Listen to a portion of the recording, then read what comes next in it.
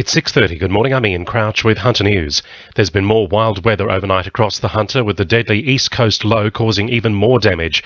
The strong winds again brought down trees onto homes, including at the Hill and Shortland, leaving people trapped inside. Fire crews managed to get them out uninjured. John James from the Williamtown Weather Office says the weather will improve across the day, although it's still very wet at the moment. The low pressure system will begin to abate somewhat during Wednesday, so we'll see an easing of the rain and the winds, especially near the coast during Wednesday, and then sort of a much better picture on Thursday. Meanwhile, power remains cut to about 100,000 homes and businesses across the region.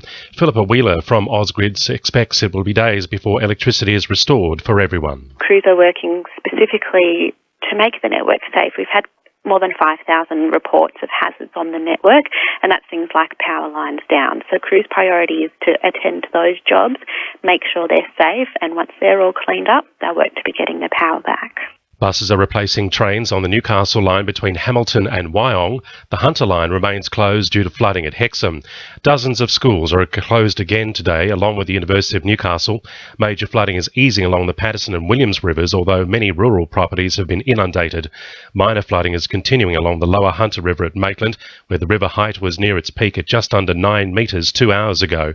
At Raymond Terrace, the river peaked at just over 3 metres, with near moderate flooding.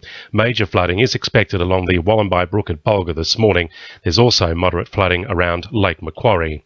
The focus now is on the massive clean-up, with some predicting the damage bill will top more than $1 billion. Authorities say it will take several days before everything gets back to normal.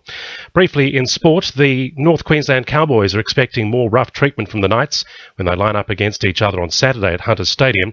The Cowboys claim Newcastle used grubby tactics last time they clashed, especially on playmaker Jonathan Thurston. They're ready for Thurston to be targeted again, but say this time they're ready to give as good as they get. To NURFM News Time, 28 to 7.